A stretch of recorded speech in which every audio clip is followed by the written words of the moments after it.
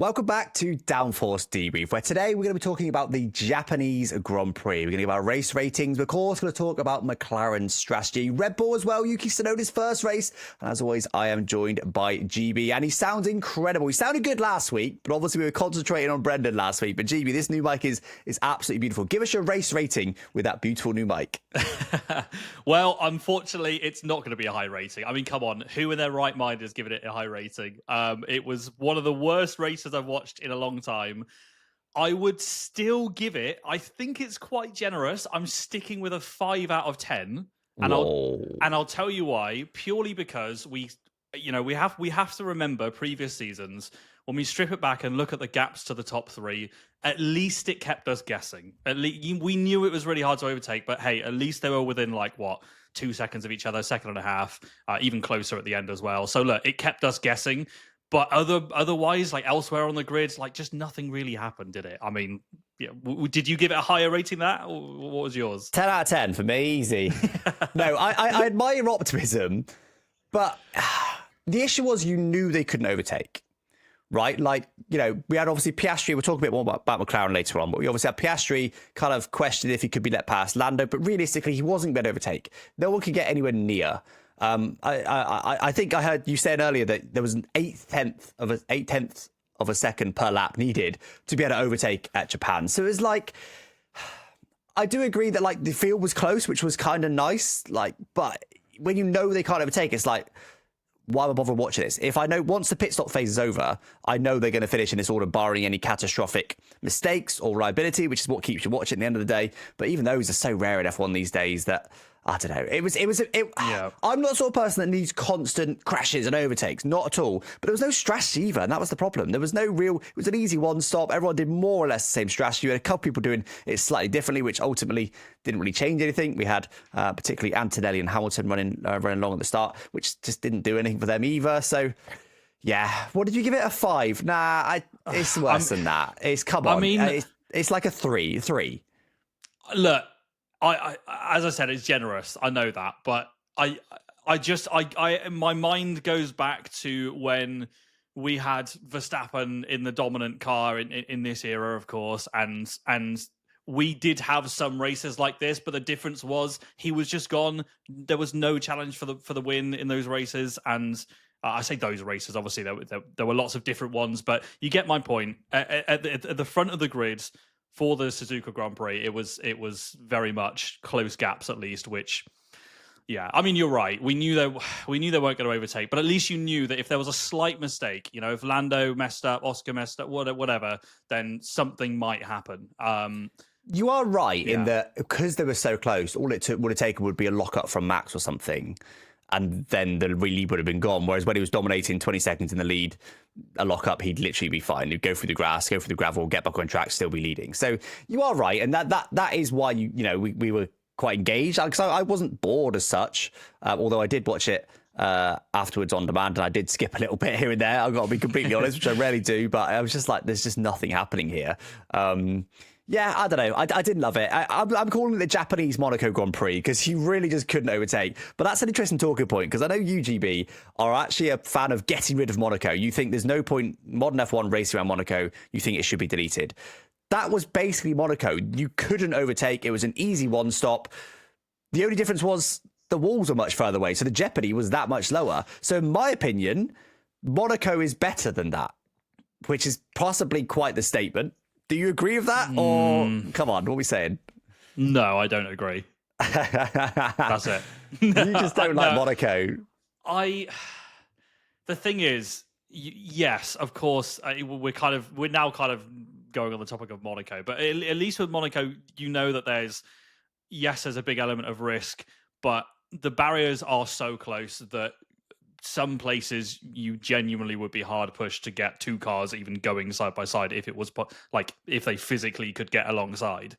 Whereas at least, as you said, Suzuka, with it being a wider track, I understand the circumstances, and it was Andrea Stella from McLaren that said 8/10 advantage needed for an overtake, but then at least there's more variables that can kind of make up that time. For example, let's just say next year with a completely new generation of cars, maybe then that completely turns the whole philosophy of how cars follow in dirty air, just turns it on its head, because suddenly maybe they don't lose as much time, or we just don't know how it will behave. My point is that at least Suzuka provides room for racing.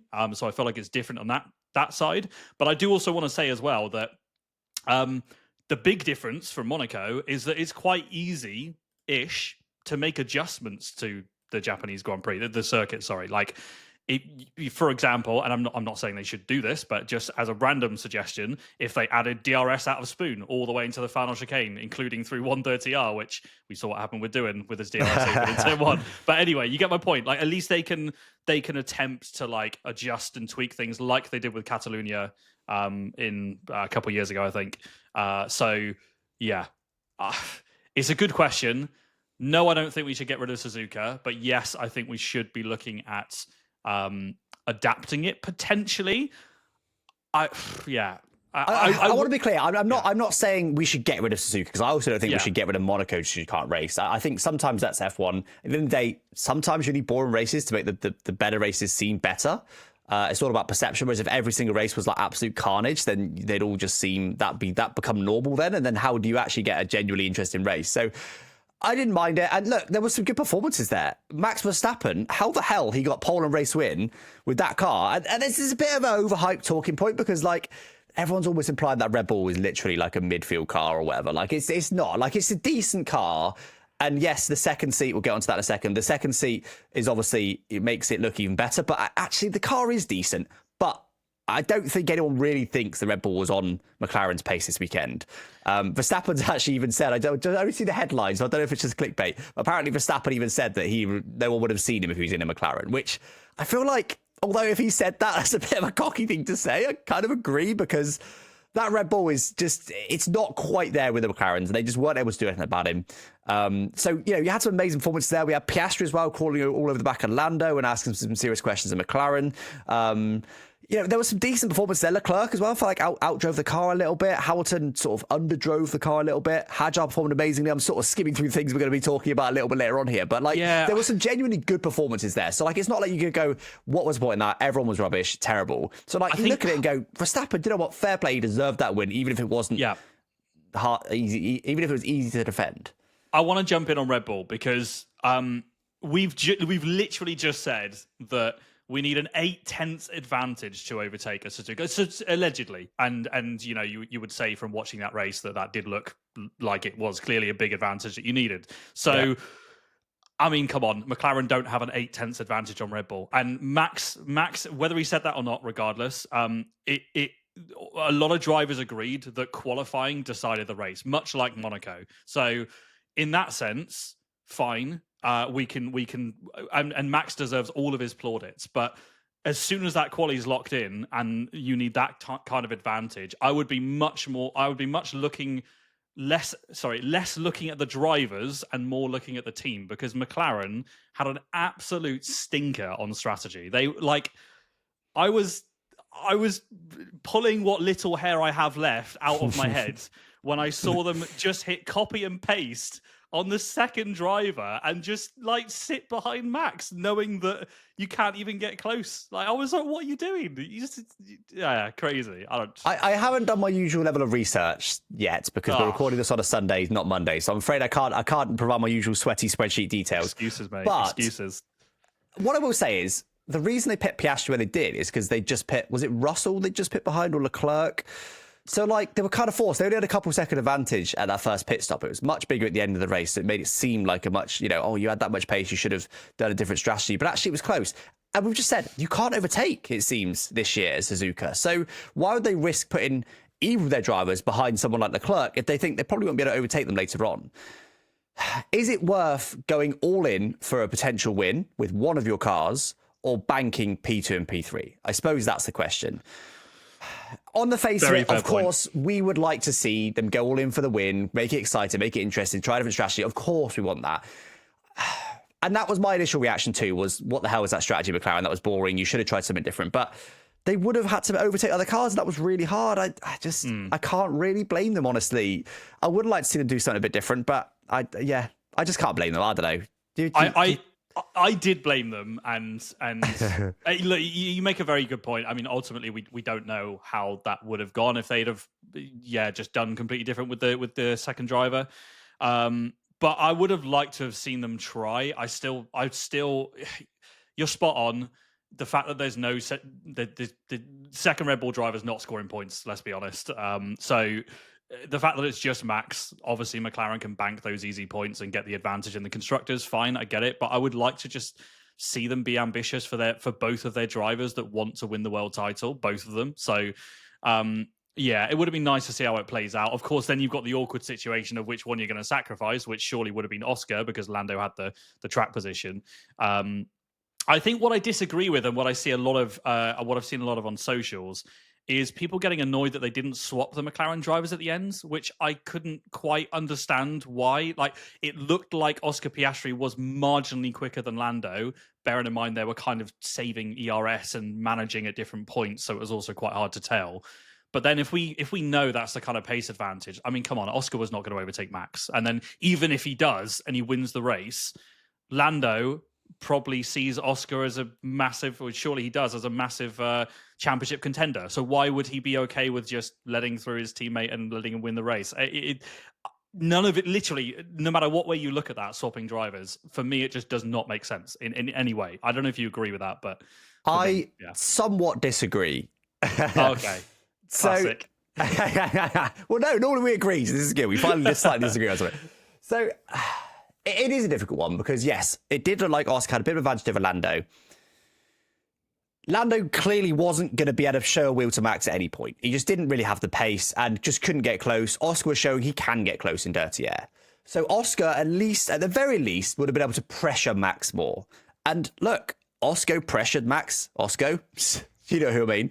Pressured Max in Australia, and he made the mistake, and he got through. Okay, it was wet conditions. Fine. And that's probably what happened again. Fine. But still, if you get closer, Max look in his mirrors more, he's more likely to make a mistake. Lando, did he ever get within inside a second? I'm not sure he did a single time in that whole race. Just couldn't get close enough. It was never happening with Lando. Full stop. We could see that clearly.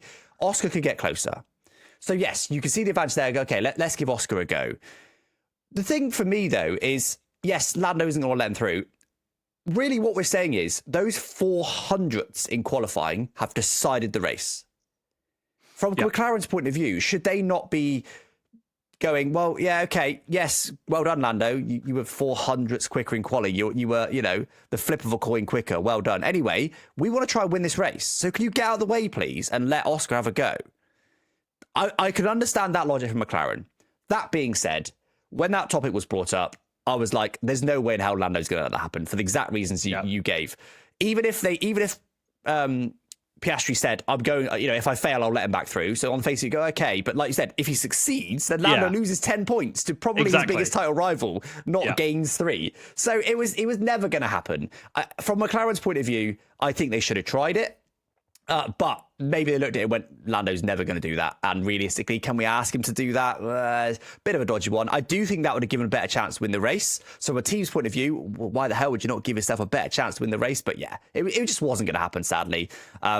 Which is a shame, but not much can be done about it. Yeah, I want to say, moving back onto Red Bull as well, and this is why I don't think Oscar would have even gotten close. I actually, as much as Max drove a fantastic weekend, I actually kind of feel like it went very under the radar on how genius it was from him and his team with the setup of the car, because they ran way lower wings than Yuki.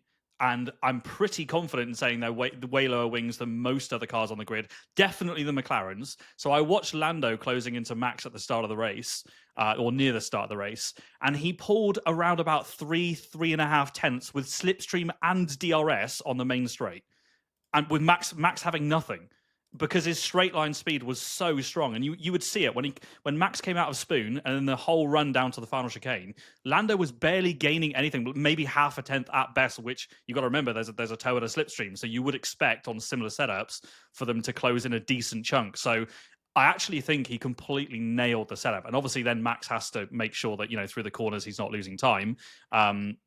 With lower downforce, but I think not to rain on your parade here, GB. But I've just while you were talking, I've had a quick look at the data. Got some bad news for you, bro. It's not looking good. In qualifying, for Verstappen versus Lawson, the run from Spoon through 130R into the final chicane, their exits look pretty similar to me. But after the point of the exit, Max gains like 200s on Lawson in qualifying. Why are you comparing Lawson? You mean Yuki? Oh. Wait, I'm on Lawson. I'm a week out of date. No, right, maybe you're right. Hold on. Sorry. Well, look. I just want to say, regardless, whatever the data says, it was confirmed. It was literally confirmed that Yuki had picked I think it was Christian Horner that confirmed that Yuki had gone with a higher wing setup because he felt more comfortable, more confident with it. No, and you're correct. Yeah, my bad. It's, weirdly, Lawson was almost the exact same straight line speed as Max, but no, you are correct. So from Spoon through 130R into the chicane, at the start of that straight, Sonoda, I've got it right now, was 4.5 tenths behind Max. By the time they hit the brakes for the chicane, it was 6.5. So it was 2 tenths in qualifying between Spoon and the chicane. So yeah, you are right. And yeah, okay, fair play. In which case, now fact checked you. But I agree. Obviously, we're comparing Yuki, but crucially with the McLarens, I mean, I don't even need to look at the data. You could just see it. Like, you could see that through the S's through sector one, Lando would gain a little bit on Max, and he would get closer. But obviously, dirty air is then affecting him as well. And it was genius, right? Because then the dirty air is like nerfing the fact that McLaren have got the corner advantage. And then Max is just pulling away on the straight. It was genius. And crucially, he had to deliver in qualifying, and he did. And that is what ultimately, I think, and maybe he would have won with a high wing setup, equally the same. But I feel like it was more comfortable because of how much they nailed their setup. So fair play for that. Yeah, and it looks like, just looking at the McLarens as well on a similar vein, it does look like Lando had a better exit from Spoon than Piastri on their final Q3 laps.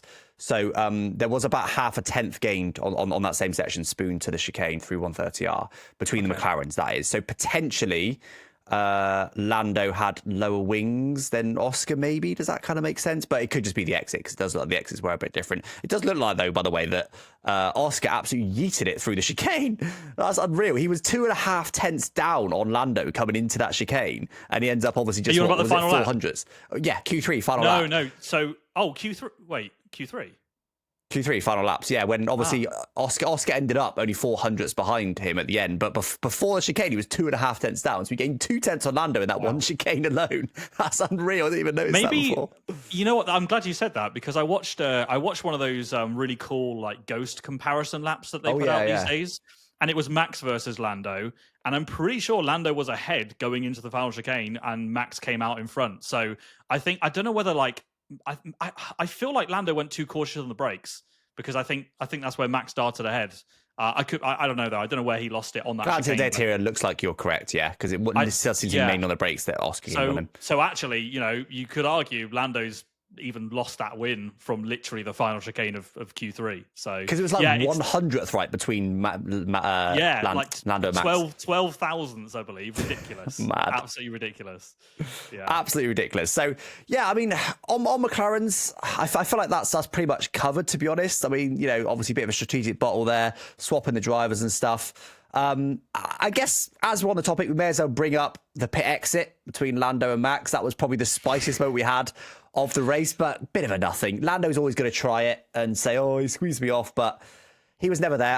Again, annoyingly, I haven't been able to do the research today, but I do want to look into how early Lando disabled that pit limiter, because surely any part of your car can't be speeding in the pit lane. Surely it's not just based on your front wing. So, it did look like he turned off his pit limiter pretty early. So I do want to analyse that frame by frame and see exactly what happened. I don't actually see that, but he's had no penalties, so I'm sure it's fine. Yeah, but I got annoyed at Crofty at the time, because he was like Max came straight on the radio and was like, oh, well, Lando's turned off his pit limiter early. And he's like, oh, how does he know that? He's like a superhuman. It's like, mate, he's just gone earlier. He's just driven off. Actually, on that, you could all see it. On that, I briefly tuned into the Sky commentary. Yeah. I heard, who was the commentator again? Oh, my brain. Am I okay? Jack Villeneuve. And I immediately went to the F1 TV commentary. So I actually did, for the very rare weekend, I didn't listen to any Sky commentary this weekend. How was the commentary from your side on the Sky? Yeah. It's not a good start, is it? It's not a glowing review to start. No, the thing is I don't even know what to like directly criticize. It just wasn't. I felt like he was interrupting Crofty too often, and he would just come in and just like laugh at random things. And like, don't get me wrong, he's a world champion, and he did at points give some insight, which was somewhat helpful. But you compare it to Brundle, where they kind of just work in sync, and Brundle also has that knowledge, and it's just not the same. It's not the same at all. And I know a lot of people, I think, were a bit annoyed from his co-commentary. So yeah, Brundle was definitely missed, and I don't blame you for switching over to F1 TV. To be honest, if I could, I would have. I just know that Jack Villeneuve was just known for generating headlines and stuff and saying stupid stuff. So I was like, nah, Crofty and him, no thanks. Straight, get me Alex Jakes any day of the week. But I do normally listen to Sky, and that's primarily because Sky is what most people listen to. So if there was a massive commentary blunder, and we're then going to talk about on the podcast, I wouldn't hear about it because most people, certainly in the UK, listen to Sky commentary. So I do normally use Sky, and particularly when it's Brundle, when it's if Martin Brundle is on, I will listen to Sky because Martin Brundle is the best co-commentator in the world. Yeah. It's a bit of a shame he's getting a bit older now, so although he's kept in tune and stuff, like his driving experience is not that recent. I know he occasionally gets to test a modern F1 car, but like it's not as recent. So it's interesting getting someone like Nico Rosberg or Jensen Button on that have driven these hybrid cars. That is always super interesting. But I feel like Sky just changed their commentary team too much. I feel like Crofty's the only real regular, and even he's not on every single race anymore. And then the co-commentator always changes. I can only think it's because Brundle doesn't want to travel the world 24 times a year now. And he's in his 60s. You can't blame him, can you? I was just going to say that. And to be fair, I was going to come back on your point saying that Brundle has driven less recently.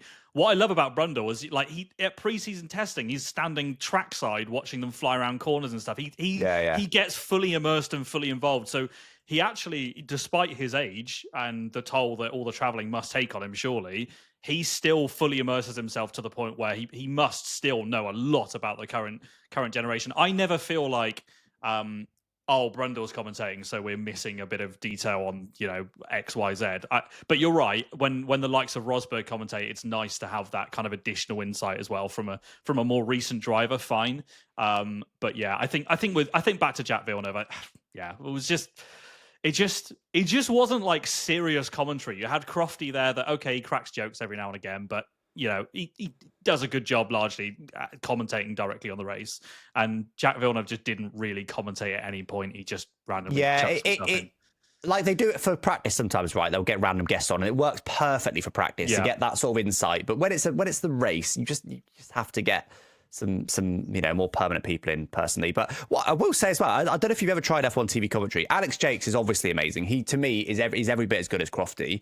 The research isn't always there. I don't know if that's the F1 TV team or the Sky team. Sometimes there's certain things on F1 TV commentary that they don't know about, like certain really niche rules or these sort of things that the Sky team seem to know about. I don't know whether that's directly related to the lead commentator or the team behind them. I don't know, but that happens sometimes. That's the biggest negative I could give to Alex Jakes. It may not be his issue, but Jolyon Palmer, I feel like is low-key a really good co-commentator as well. Along with Alex Brundle, he's also an excellent co-commentator. Both of them are really good, but Jolyon Palmer, I feel like on the face of it, I wouldn't enjoy him. I don't know why. Based on his driving career, I can't back that up with any reasoning whatsoever. I just feel like I'm not going to enjoy him. But actually, when he commentates, he's just really insightful, really interesting. Doesn't do anything annoying, like you say, talking over people or making stupid jokes. He keeps to the point. Genuinely brings some valuable insight, and I actually really enjoy him. I've been really impressed with Jolyon Palmer's co-commentary, but I guess you won't be able to reply to that because you probably never heard it. Yeah, no, I've seen him on like highlights and bits before, and I mean he's never really jumped out, to be honest. I can't say. I would just say so. Like one that I really like is Karun. I really love Karun's insight, and I think he's is he technically a co-commentator? Is that right to say, or is he just like a pundit? Probably like an pundit analyst, probably one of those. Yeah. Well, if we're saying pundit, I would probably say he's my favorite pundit. Probably would. I really like Karun. Yeah. Brundle. It's Martin Brundle through and through for me. It's not even close. I'll be very sad when he retires. He's not a pundit, though, is he? I suppose he's a commentator. Yeah. I do prefer Brundle commentary, but Anyway, we have gone off topic here. This wasn't in our notes talking about the commentary because that's how we roll around here. But let's move on to Red Bull. Obviously, we've covered Max. We can pretty much park him. But obviously, we had a big change in the second seat this week. We had Tsunoda taking over from Lawson, who got demoted down to VCARB. Really interesting. I do feel like Lawson was slightly harshly treated because there was 2 tracks previously that he'd never raced on before. I think it would have been good to give him one more race, Japan. But I could also see it was Tsunoda's home race. And let's be honest, do we think he suddenly would have been getting a podium, Lawson? No. So just because he may have got 1 point, it's not good enough for Red Bull, is it? Let's be honest. So they drafted in Tsunoda, which does make sense. It's a bit harsh on Lawson, but it is what it is. And he actually did really well. I know the headline results weren't amazing, but for the most part, he did really well. All that really went wrong for him was tyre prep in Q2. Didn't quite get it right. That's it. As far as I can see, that was pretty much his only mistake the whole weekend. And unfortunately, you couldn't overtake in Japan. So he just couldn't do a lot more from there. So qualified badly. But if you look in Q1, I think he was only like a 10th behind Max or something. Like Lawson was like 8 tenths. And that's his first race. But Lawson also had preseason testing and a whole winter to get used to it. That is unbelievable to get that close. It's a real shame he didn't get those headline results in the end, because people will look at that and go, oh, he's not much better, yada, yada. And I get it. But what I will say is the end race results, Tsunoda gained 2 positions from his grid spot. Okay, only to P12. Fine. He still gained. Meanwhile, Lawson lost 4 positions from his grid stop in the VCARB. He ended up finishing P17 from P13. Now, Lawson, I feel like, had a better weekend than he has done in the Red Bull as well, which is positive for him. But Lawson still ultimately ended up finishing worst of the Red Bull racing drivers, the Red Bull family. I'd still want to ask some questions about what the hell Red Bull management are up to. I mean, how many mistakes can these guys make before they change these decision makers? And the fact that they just they just basically just threw Lawson under the bus and were like, oh yeah, our error was hiring Lawson as the second driver, not nothing else. Is like, oh no, we're not going to review our process or whatever PR stuff they want to throw out. It's like, no, yeah, we messed up. We shouldn't have put him in the seat. It's just like, seriously. Did you see? I think it was Franz Tost, was it, that came out and basically was, because he's no longer in VCARB, he was unequivocal. He just straight up said, I don't know why they hired Lawson. Tsunoda is better in basically every way.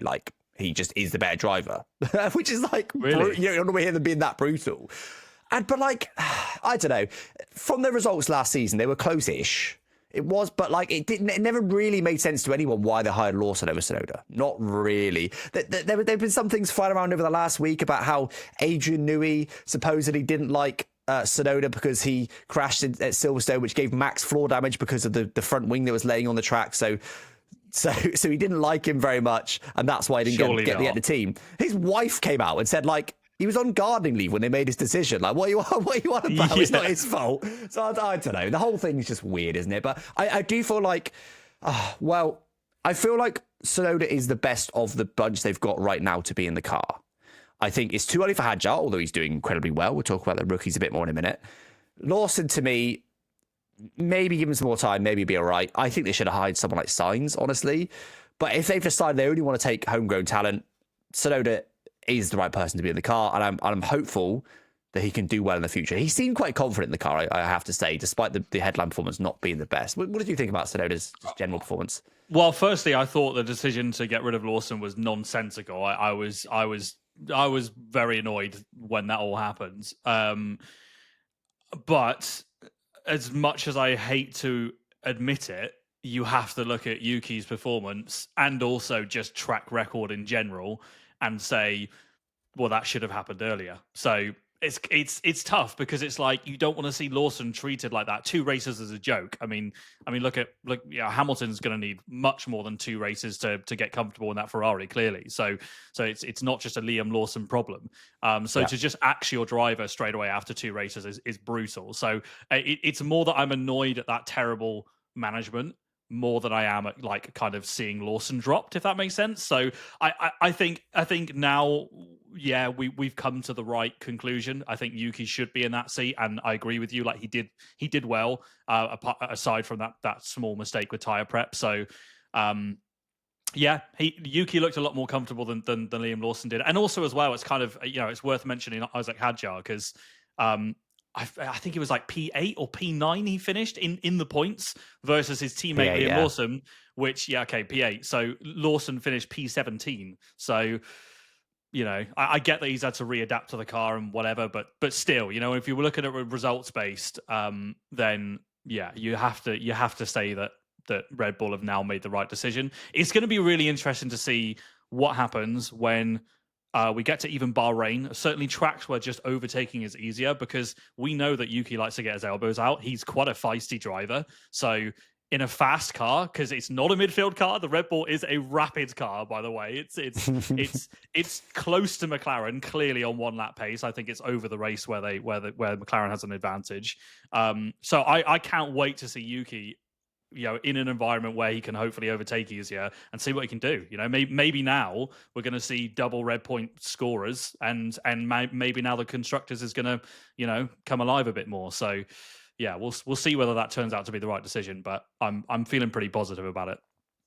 What's interesting is we had another race without any safety cars, right? So we can get a good idea of the sort of gaps that's not been artificially closed up. So there was about 60 seconds between Verstappen and Tsunoda, something like that, in the Japanese Grand Prix. And there was about 43 seconds between Hadjar and Lawson, which to me, we're comparing a rookie to Lawson. I guess he's also a rookie, two rookies, and Lawson was 43 seconds off his rookie teammate. Terrible. Whereas Tsunoda, off a multiple world champion, quite highly regarded, certainly by me, to be the best driver in F1 at the moment, was 60 seconds off. So, it's not a great result, but considering we know he started badly, you couldn't overtake, and he was stuck behind people for most of it. And while meanwhile Lawson wasn't, by the way, I saw he was dropping back in the first stint, so he didn't really have any traffic. And he did have a bit of traffic towards the end, because he went for an alternative strategy a little bit and had some traffic towards the end, to be fair. So that did hold him back a little bit. But he was 35 seconds before he hit that traffic anyway. So, yeah. Yeah, I'm happy for Lawson to get a bit more time, but it's from all of the data we've got, it looks like they made the right decision in the end. And I mean, where does Lawson go from here? I mean, Hadjar is just looking so good. I know it's early days, but I just can't see anyone looking better than Hadjar looks right now. I think Hadjar, if you're crofty, I just can't see Lawson overcoming him, because he's doing so well. I mean, Hadjar was unbelievable in this race, and has been all season. He made that mistake in Australia in those horrible conditions, but he's been unreal. He's been the rookie of the season for me by far. I don't think it's really even close. Antonelli's obviously done unbelievably well and has had ultimately better results, but he's a Mercedes, for God's sake. I know the V-Carb's decent this year, but that team is just not on par with Mercedes in every aspect, not just car performance. So, Antonelli would have had better prep and bigger budgets to be able to go and do various things that would help him. I disagree, though. I mean, you look back to Australia with Hadjar. I get it. He's doing really well. 100% agree there. But I don't agree that he's had a better start than Antonelli. I think for me, Antonelli is rookie of this. I don't want to say rookie of the season, but what are we saying? Rookie of the first three races. We're so early on in the season. We obviously can't be throwing that around. But Antonelli's been on fire, and I know he got driver of the day, and it was kind of memed at China because he actually had a really average race pace wise. But he still did decent. We've got to put this into perspective of what other drivers are doing in their first few races, the likes of Hamilton, how much he's struggling. So we have to put that into perspective. How good Antonelli was at Australia, how good he was at Japan, coming back and attacking his teammate on better tyres towards the ends. Antonelli is absolutely flying. And I really hope that Mercedes keep giving him a car that he can drive, because I think he said in his post-race interview that he's just getting more and more comfortable. And that's why he's obviously building that pace that we know he's got. So if he keeps feeling comfortable, just like I said with Yuki, if we get those tracks where you can overtake and he can get his elbows out, yeah, I'm feeling very optimistic for him. I think when we did our predictions, I think I might have put him a bit lower down. I can't quite remember where I scored him, but he's definitely exceeded my expectations so far. So and I feel like overall Anthony and Hadjar have had a similar performance so far this season relative to their car. But I think when you factor in that Anthony had a lot of hype, and then Hadjar had very little hype, I barely even knew he was before this season. So relative to that, Hadjar has massively outperformed expectations, and Antonelli's probably performed about where you'd expect him to for a driver that's been hyped. Don't let that detract from him, because he has still done very well, but he was quite a hyped driver. So you kind of expect him to get somewhere near George Russell. It's still impressive to get near him, but Hadjar just had no expectations, and he's absolutely smashed it. I mean, he was best of the rest in Japan. Like, that's mad. Absolutely mad. There's no getting around it. On merit as well, yeah. Only, I think, I don't know what the gaps were towards the end, but they were seriously close. I think if he had a handful of laps to potentially swap with Russell, because I was hoping Mercedes might swap and let him attack Leclerc, who was struggling, that could have been really spicy, but I mean, we'll never know. Yeah, because he did close him down. I think they came out the pits about 10 seconds behind George Russell, and he finished 1.3 behind. So he really closed it down. So yeah, fair play to Antonelli. But yeah, anyway, that's the rookies, I think, quite well covered off. Now, this is something that I mentioned briefly, George, just before we started recording, which you almost reacted to. You're like, no, I'll save it. Fernando Alonso, I don't think he cares anymore. I think he's done. I think he's there to pick up paychecks and wait for maybe a championship winning car. If not, see you later, bud. Cheers for the millions. George, guys, I can't figure out whether he's just trying to like cast the bait out, use his classic Gillen fishing rod and get a nibble. Look, I think I might be slightly misquoting this. I'm confident in saying that Alonso came out post race and said that was one of, if not his best ever drives. Oh, give it a rest, Fernando. Is he joking? The car is not good. The car is not in a good place. He finished, I believe P11, just outside the points. I think he had a good race. I think it was absolutely fine. He was defending hard at the start of the race. He was under pressure from, I think it was an Alpine, Gasly possibly.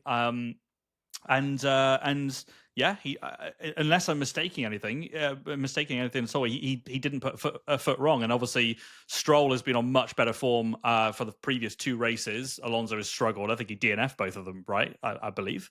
First two. Yeah, I think he did. Yeah. So he's obviously had a shocking start. There's no denying that. But I thought in Japan he did pretty well. I thought it was a pretty good kind of statement. Probably not statement, a bit too much. Statement. Yeah. The fact I know you've just retracted it, but the fact you even said that word to me is shocking. What I'm trying to get at is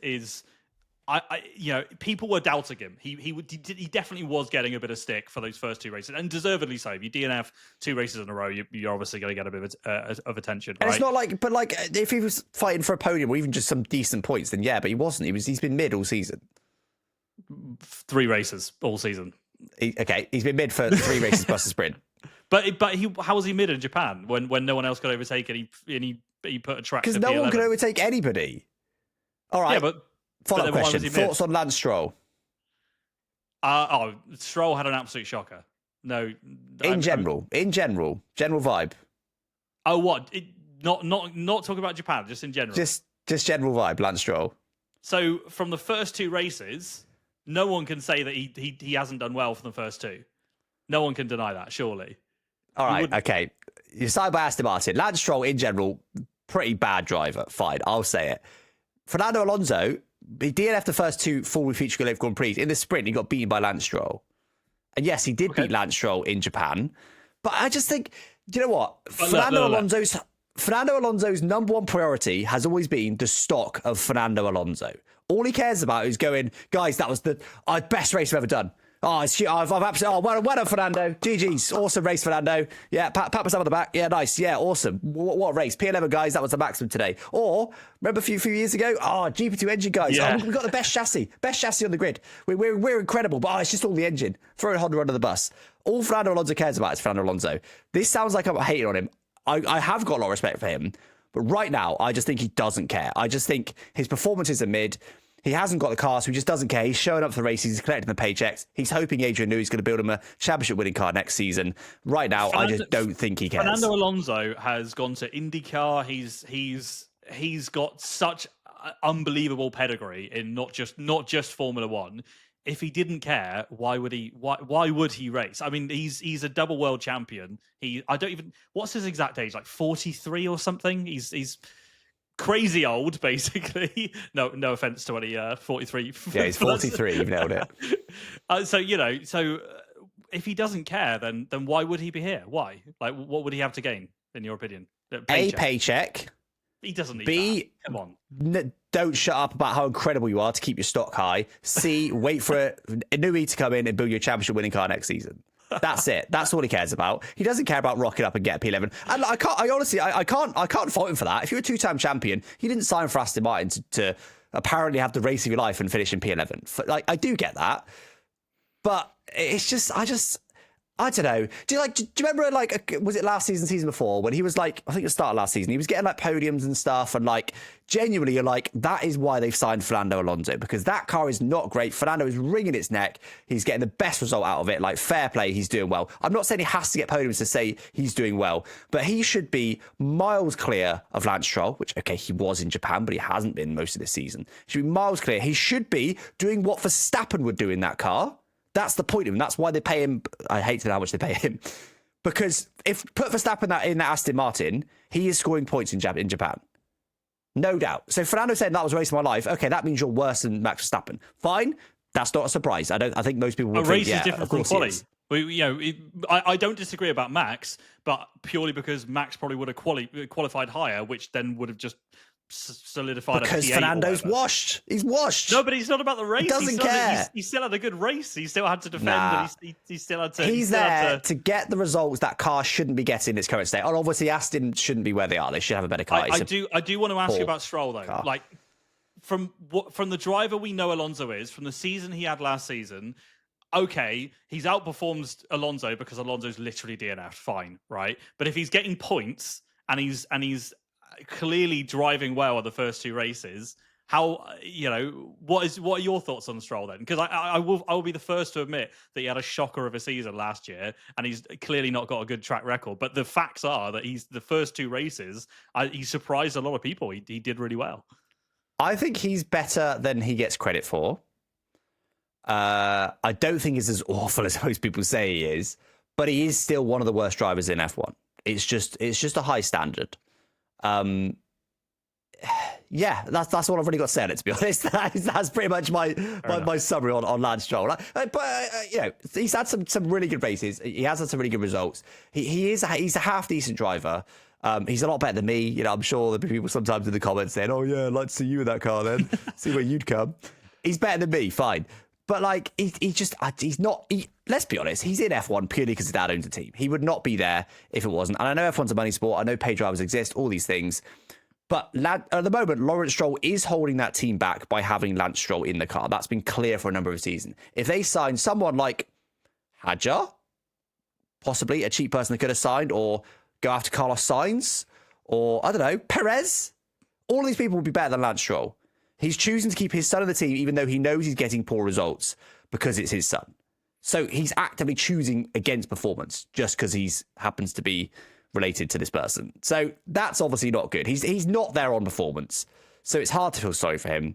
But yeah, but that is what it is. It's just, welcome to real life. Sometimes stuff isn't fair. It's just that Fernando should be doing better than he is in that car, really. That's my point. Lance Stroll is what it is what he is, but Fernando is I mean, look, in Australia, he qualified, Alonso was half a tenth ahead of Lance Stroll. Half a tenth. And most people think he's, Stroll is terrible, etc., etc. So half a tenth. Yeah. That's not really why they've hired Fernando Alonso, let's be honest. I'll just have a look at China. Let me get the qualifying here. So Fernando Alonso outqualified him by a tenth. So is Lance Stroll suddenly doing incredible? Or is Alonso just mid? Has to be one of those two. You have to pick your poison. Go on, George. Pick your poison. Nope. Forget about that contract you signed. We are three races into the season. I'm not going to be saying anyone's mid yet. Absolutely not. I'm not answering that one. Okay, fine. I will genuinely say whatever driver is mid once we're later on in the season. That's fine. Yeah, fine. I hope you get a little bonus from Aston Martin every time you refuse to answer a hard question about them. Right, moving on. We've got a couple of smaller talking points here just to round out the episode. First up on Carlos Sainz. George, you found a little story here about him. Yeah, I think, and surely a lot of listeners and viewers would have seen this too. But Sainz was fined €60,000. 60,000 euros for not attending the national anthem at the start of the race. Now, this got reduced to, I believe, is 10,000 is what he has to pay now. And I think if he does it again, he has to pay another 10,000 on top. And that's because it was presented to the FIA that he went and saw a doctor about a stomach issue because, of course, he had his appendix removed. I think it was last year, right? So that's why they reduced it. They were like, "Oh, okay, mate. Yeah, no worries. Yeah. You got to go your medical reason. Oh, no, that's really not good. No worries. We'll fine you 10K instead. Next time, you got to turn up with your appendix hanging out, or next time you got to poop your pants or whatever it is. Like it's ridiculous, absolutely ridiculous. Yeah, we covered this in a previous podcast about swearing, and we both agreed that it's ridiculous, right? And every time you think the FIA is like kind of like reach rock bottom, they just go one step further with stuff like that. It's crazy. So I don't know. You phrased that in a very dramatic way, and I enjoyed it a lot. He was fined 60,000 euros. Oh, but it was actually 20,000. Oh no, wait, it was actually 10,000. Is what you just said. He was fined 10,000 euros. Okay, no, it's a lot of money. Yeah. So just to jump in, he was fined 60, and then obviously it was presented. They were like, "Oh, hang on, no, this is why he wasn't here." And then they were like, "Oh, okay." They reduced it down to 10 plus. So they appealed it. Yeah. Well, I believe. Okay, I didn't know that part. Fair enough. I'm okay, assuming fine. it. Yeah. Anyway, yeah. Regardless, okay. So I'm not against fining the drivers for this sort of thing. Not the illness part. Set that part aside for a moment, because these countries pay a lot of money to have F1 visit them. They want the drivers, the stars of the show, stood listening to the national anthem. They want that shot of them at the front. It's an important presentation part. F1 is a show as well as a sport. It's important they're there. You can't just have people. We used to have it before this sort of thing happened. People rocking up late all the time or just not being there for some reason. It looks bad to have a gap in the lineup. I'm not against them being fined for not showing up. I think it's a sort of, they're not asking that much. Okay, it's a big fine, but they're not asking that much. But you are right. I think in this case, why the hell are they fining him? Come on. Yeah. He was literally seeing a doctor before the race to make sure that he was coming to the race. And maybe they could have done it differently. Maybe, that's a bit of an excuse. I don't really know. But on the face of it, he's seeing a doctor. Why the hell? Just go, all right, fair enough. No, fine. Move on. Like that would make sense. Not, all right, we'll only fine you 10 grand. But if you do it again, we'll fine you another 10 grand, whatever it is. That's just... I think the issue here is that it's... F1 generally is a lot of money floating around it, right? But Carlos Sainz probably does earn a few million quid a year. He's not doing too bad, and he would have earned a lot of money at Ferrari. But some of these smaller guys, that's a lot of money.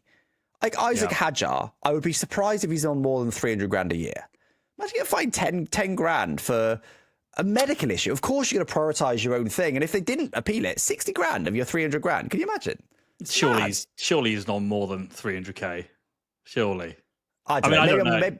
Maybe I'm on outdated info, but I know a few years ago, the Red Bull rookies guys who they were getting in, they weren't paying them much. They paid them that, probably plus expenses, but still, travel and stuff. Yeah, it's a very good point. I didn't even think of that.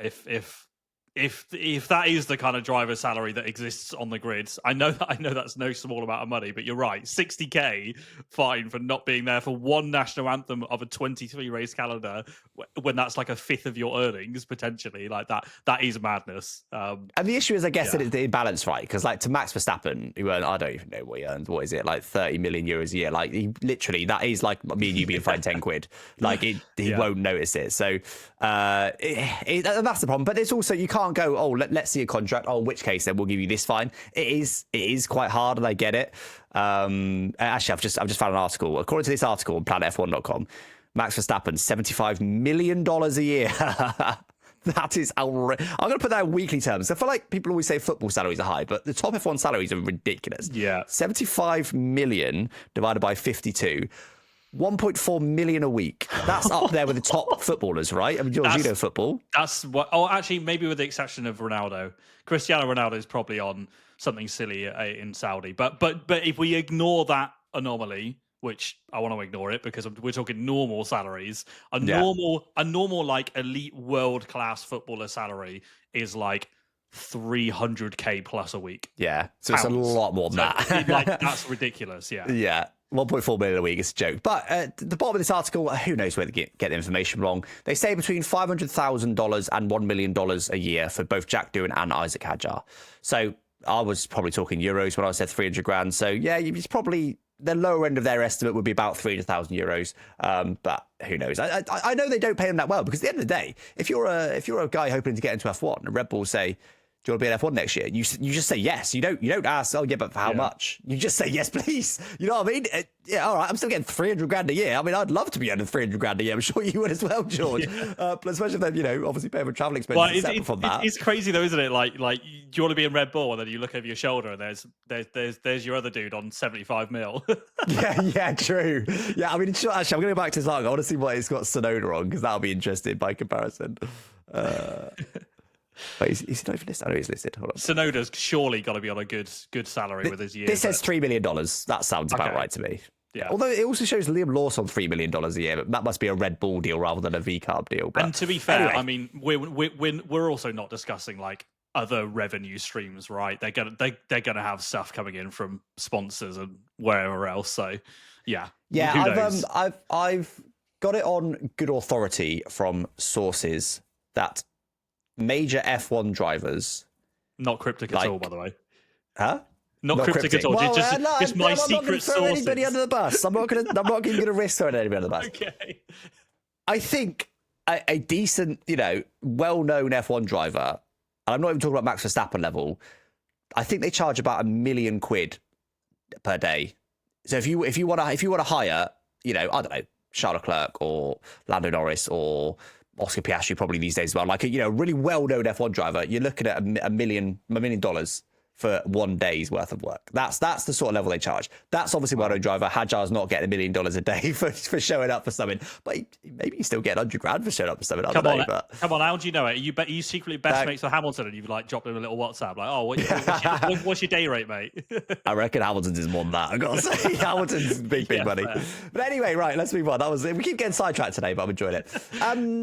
Another interesting tidbit from this weekend was that Ollie Behrman was saying he was actually using an iRacing racing line to gain a little bit of time. So basically, at the final corner, he was staying really tight to the right. This is in qualifying, really tight to the right, and apparently he actually hit the pit wall at one point. We definitely saw replays of him going over the grass because he was just trying to have the shortest run possible to the line. And he said it was gaining him a bit of time, and he was surprised no one else was doing it. Apparently, Max is also doing this, of course, also known for playing lots of iRacing. But I have looked at the data, and I can't see that Behrman was particularly gaining any time on Ocon on the run to the line. So I'm not. They've obviously got better data than me. I'm going to believe him, but I doubt it's much. We both know from playing the game that it does gain you time. It's not much. We're talking like probably like barely 100th. But it does gain you a minute amount of time by taking that shorter line in a game. Yes, of course, and this is of course where as you said, we don't have the data to confirm it. But if you're taking a shorter run to the line, providing obviously you're not, I don't know, scrubbing the tires more and scrubbing your top speed, then in theory it should be quicker, right? And you saw the gap from Lando to Max for pole, so why would you not try and gain 5 thousandths of a second, for example? It's really cool to see as both of us as sim racers. It made me very happy to see that. What annoyed me, and I'm glad you highlighted this, I don't remember his exact words, but Jack Villeneuve said when it was highlighted that I think it was Behrman that like brushed the wall or was very close. He said something like, "Oh, it's not good," or it's like I can't remember the exact words, but he was like basically like, "Oh, what's he doing?" And it's just like, I don't know what. Like, you're a former world champion, mate. Surely you understand that they're like trying to extract every like thousandth of a second to the line. Like, it's just a shorter run. It was a bit of a weird commentary segment. I think it was in qualifying, and I was just a bit like, why is? But if you is it worth potentially breaking the car to try and find 5 thousandths? No, it's not. So I kind of get it, but yeah, but he didn't, and of course you're in F1 qualifying session. Of course you're trying to find every thousandth. You're right. So yeah. I'm kind of in the middle on that particular argument. But anyway, we've got one more talking point, guys, before we round out. So I don't know how we've been waffling for almost an hour on frankly, we had quite short notes this week because let's be honest, Japanese Grand Prix wasn't a banger. But we're still going somehow. We've got one more small talking point. And that's I've written doing DRS. Because turn 1 in practice, was it practice 2? That was right, practice 2. Alpine bench doing practice 1 to get, I can't remember who it was, someone else in the car. He then basically went out in quite early in practice 2, and I don't know. This might have been someone might have just made this up. Apparently, he did it in the simulator. So he thought he could do it on track. That might be completely made up. But he kept DRS open through turn one and had actually a massive crash. By the way, that is a testament to modern F1 safety. The fact that he was able to walk away like nothing happened. That is a ginormous crash, absolutely massive. But he is a rookie, so that is the very definition of a rookie mistake. But it's a pretty bad one.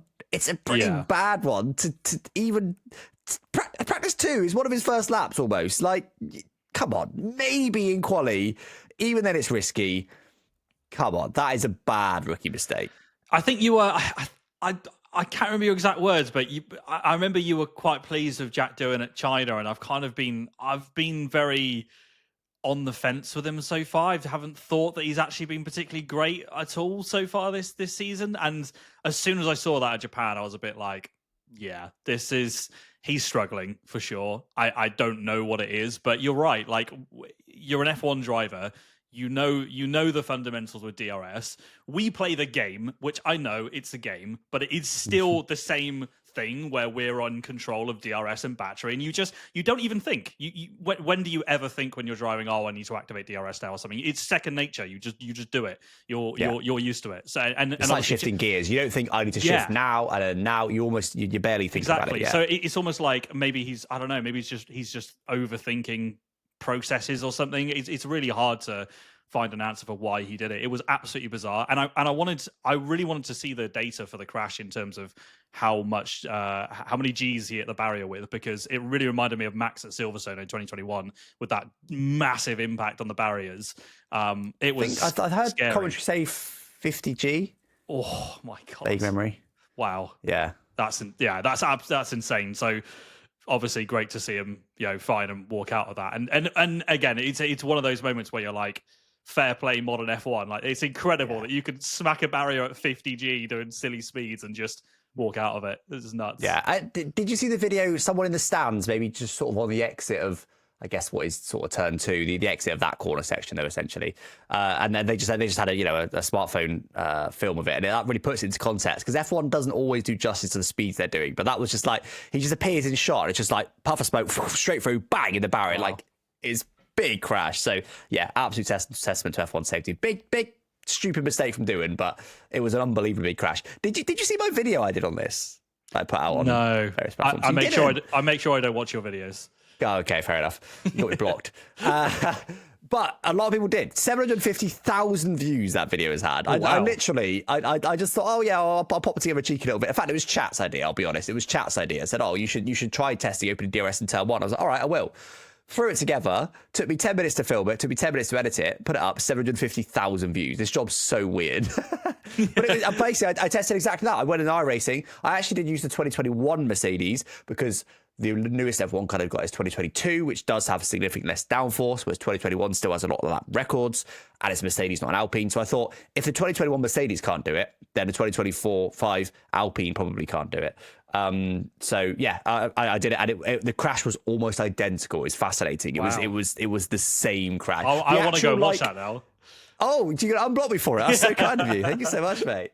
It really was like the actual the way the car spun was slightly different, but in terms of how quick it went, which part of the corner it went and stuff, it was so similar. So we were talking about iRacing earlier, and that was such an interesting thing to see how just the same it was. So yeah, I haven't looked at most of the comments because it was you know what people get over these sort of things, but yeah, 750,000 views. This is a weird old job, and about 20 quid of earnings, I reckon, because you get paid nothing for these sort of short form videos. But I'll take it. But anyway, guys, that is us for episode 10. We've made it to episode 10, GB. That's a turn up for the books, isn't it? We're still alive and kicking. We're just about, yeah. And GB's hair's very slowly being filled in there over the course of the last 10 weeks. It's getting there. It's getting there. Patchy. But anyway, guys, thank you so much for joining us today. Hope you enjoyed the episode. Don't forget to drop follows if you haven't already on whatever platform you want to follow on. YouTube seems to be our main one at the moment. Last week's episode seemed to be quite popular. But of course, if you want audio only, don't forget you can listen on Spotify, YouTube Music, Audible, Apple Music, whatever you want to listen on. We're on all the major platforms, and we'll catch you next time.